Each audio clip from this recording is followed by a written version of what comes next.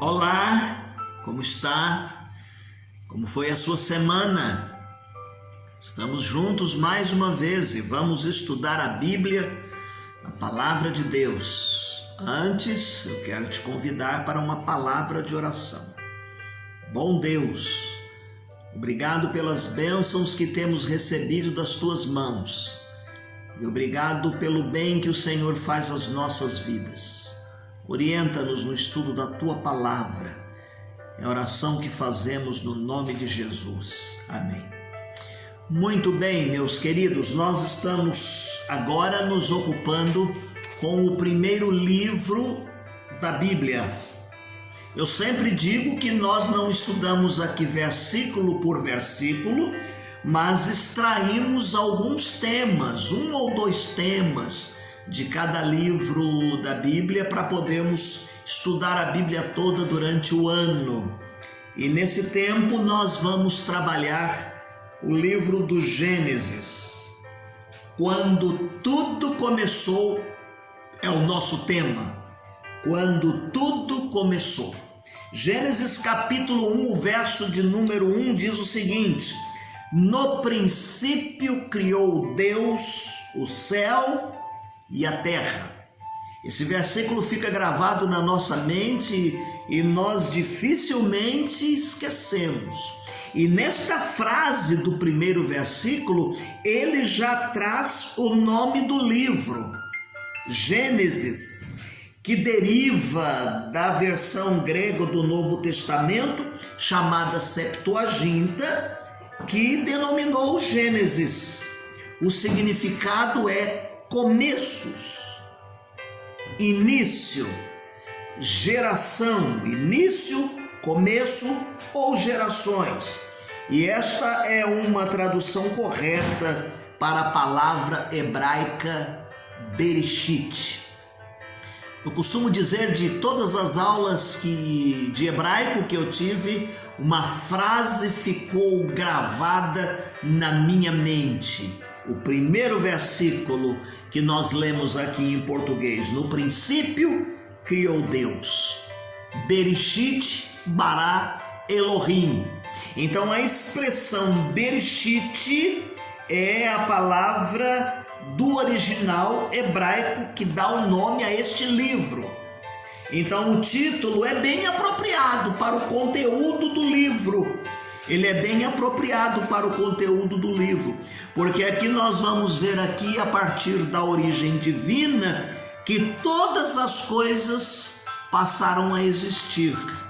A matéria, a energia, os seres vivos ou inanimados. Significa, meus queridos irmãos, que todas as coisas na história têm aqui o seu começo, a sua origem. O propósito e a ação de Deus vieram a ser conhecidos a partir desse início, a partir deste começo do Bereshit. Indica que Deus criou os céus e a terra como o primeiro ato da criação. É o que diz o versículo: no princípio, no início, criou Deus o céu e a terra.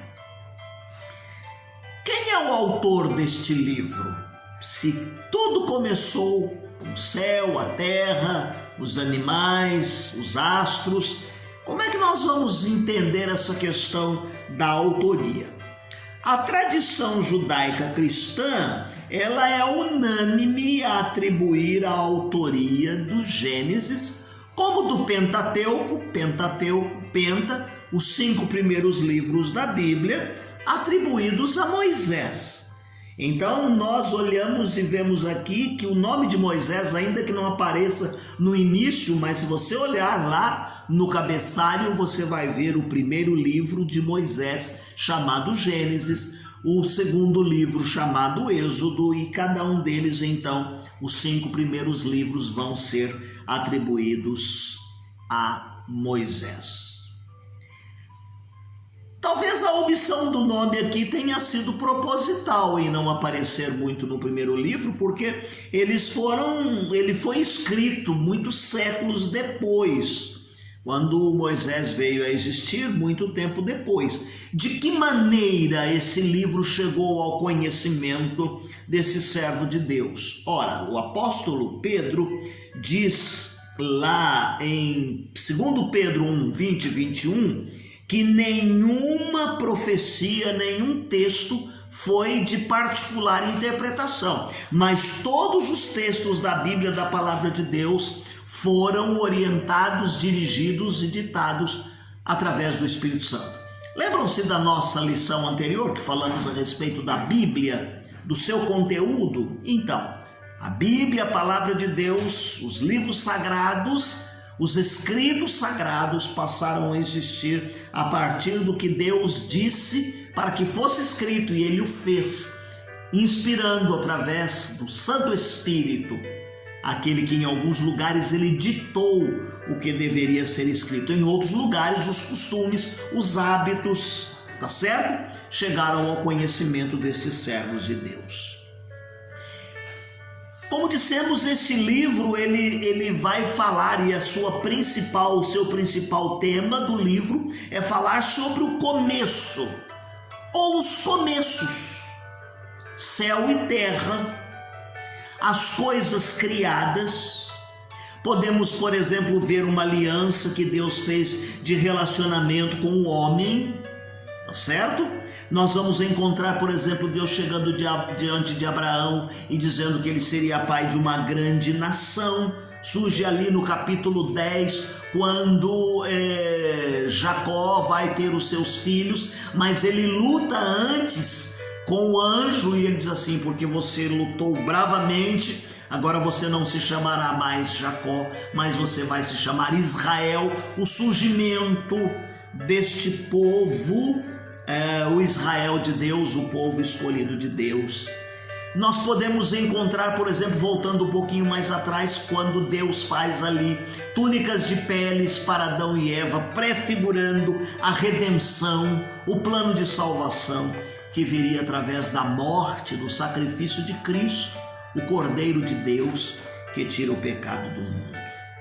Entretanto, apesar de nós termos falado tanto que é o livro que fala dos começos, do início, do Bereshit, paira aqui uma pergunta: por que este livro foi escrito? Por que Deus fez o homem? Por que saber a respeito desta criação? Então nós aprendemos que Deus criou todas as coisas no princípio. Nós dissemos que é o livro dos princípios. Mas o importante é nós sabermos também que Deus agiu na criação, porque após o homem ter caído e ter pecado, Deus precisava redimir este povo. Deus precisava trazer esse povo de volta para Ele, reconstituir no homem a imagem e semelhança. Então, quando nós entendemos e aprendemos no livro de Gênesis, nós vemos que o homem, criado por Deus, o homem e a mulher, apesar de terem pecado, deles terem caído e errado, Deus ainda quer que eles exerçam o domínio sobre as coisas que foram criadas. Homem e mulher foram criados. Para quê? Para que exercessem o domínio sobre as coisas que Deus criou para o seu favor. Toda aquela criação que Deus criou ali e viu que era bom, foi preciso que Ele fizesse o homem e a mulher, que eram muito bons, para que eles pudessem administrar estas coisas. Esse era o propósito de Deus. Mas aí surge a desobediência do homem, não é? O pecado entra no mundo e diz-nos a Bíblia que pelo pecado a morte. Então nós temos que entender agora o propósito e a teologia deste livro. O propósito do livro de Gênesis, por que Moisés escreveu este livro? Para dar à nação de Israel uma explicação para que a nação de Israel pudesse entender por que nós viemos a existir. Outras nações existiam, mas foi para Jacó, naquela luta com o anjo, que ele diz assim: você não vai se chamar mais Jacó, mas vai se chamar Israel, e dali surgem as nações, surgem as 12 tribos, este povo separado e escolhido por Deus. Moisés dispunha, meus queridos, das escritas do seu tempo, também de fatos orais, histórias que eram contadas, que foram passadas boca a boca a respeito do passado de Israel. Haviam registros, mas haviam coisas que foram contadas de pai para filho. A própria Bíblia diz que eles deveriam ser ensinadas, que a palavra de Deus, a lei de Deus, eles deveriam sentar, escrever nos umbrais da porta, andando, levantando, deveriam passar isso para os filhos. Então, a partir disto, Moisés toma toda essa documentação, ele organiza este material, ele seleciona o que é apropriado para dizer para este povo: desta nação Deus vai fazer surgir o propósito redentivo. Então ele vai compor esse livro a fim de que ele possa ser apresentado ao povo de Deus, a fim de que eles pudessem entender que através desta nação, nela seriam benditas todas as famílias da terra. Uma tarefa também dada a Moisés como autor profético inspirado desse livro foi ele esclarecer a Israel como e por que Deus escolheu este povo. Deus não escolheu outro, mas escolheu este povo para que pudesse fazer cumprir os propósitos de Deus que Deus precisava realizar.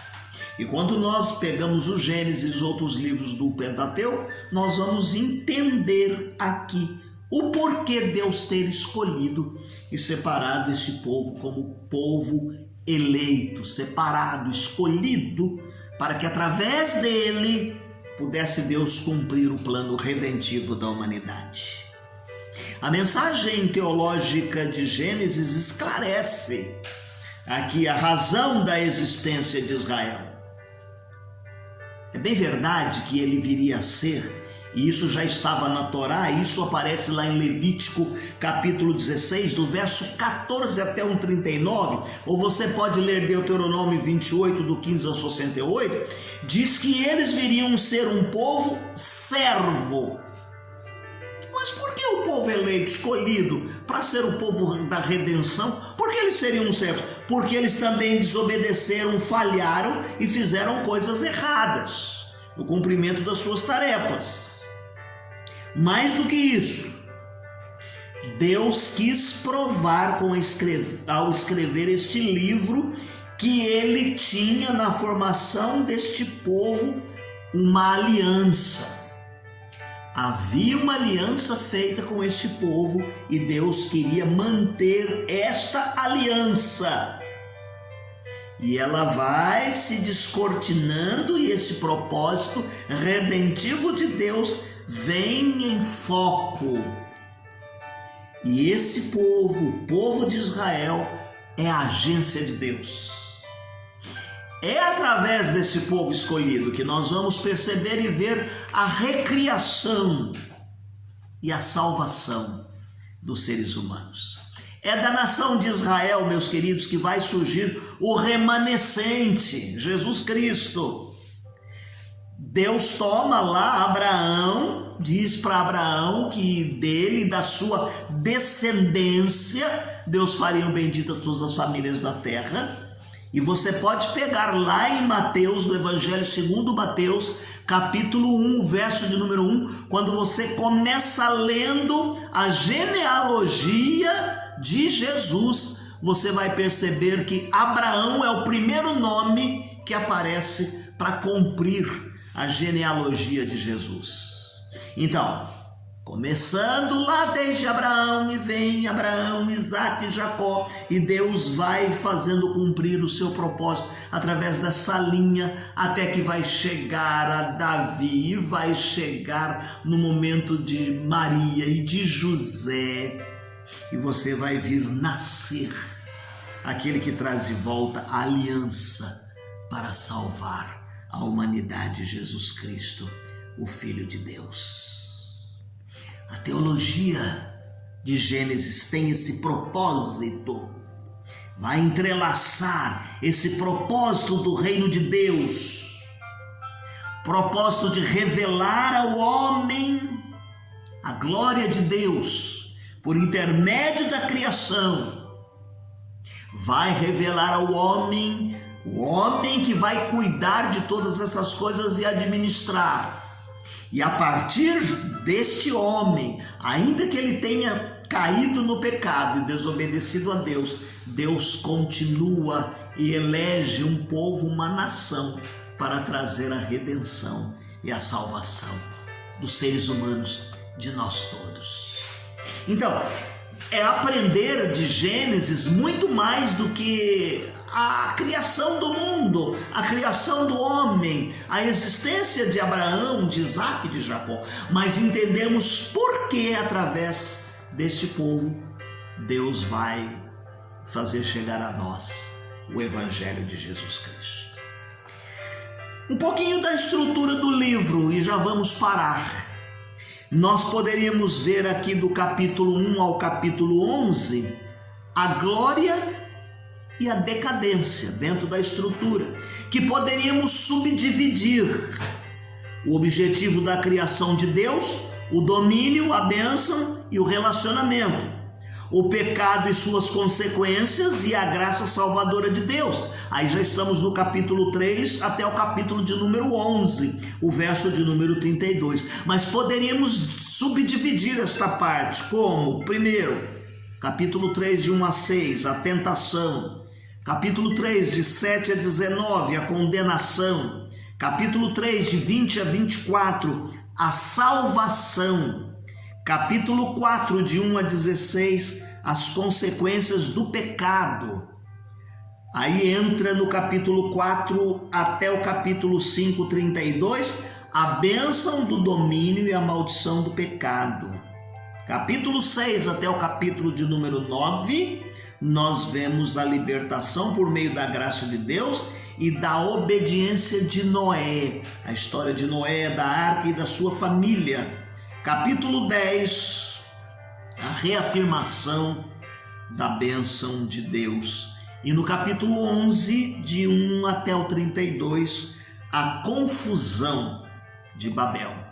Na segunda parte do livro que nós vamos estar vendo, vem o início de uma nova nação. E aí você entra o capítulo 12, quando nós vemos Abraão, a obediência da fé de Abraão, quando nós vemos o surgimento de Isaque, o elo com as promessas dadas por Deus a Abraão.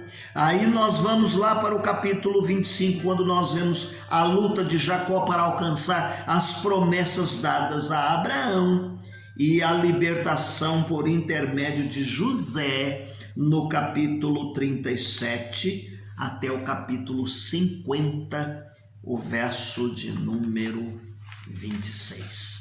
Hoje nós paramos por aqui, ok? Nosso próximo encontro nós vamos falar um pouco a respeito do conteúdo resumido de Gênesis, que aí não dá para a gente, numa lição ou duas, percorrer todos os capítulos do livro de Gênesis, ok?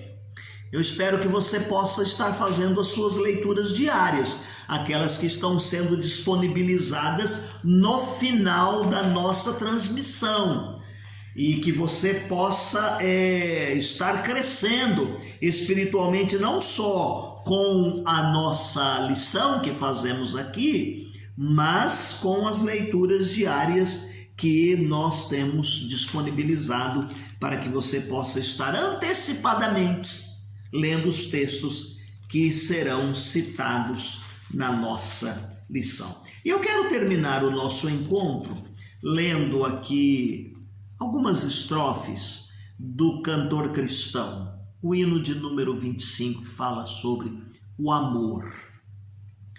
Que grande amor, excelso amor, que Cristo nos mostrou.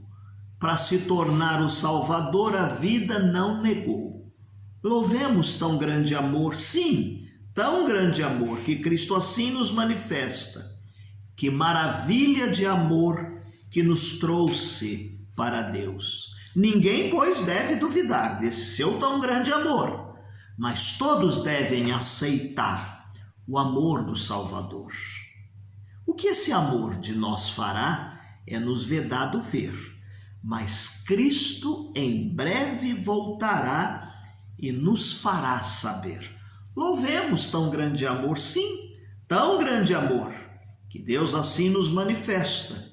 Que maravilha de amor que nos trouxe para Deus. Deus te abençoe. Tenha uma semana feliz, uma semana abençoada. Um abraço.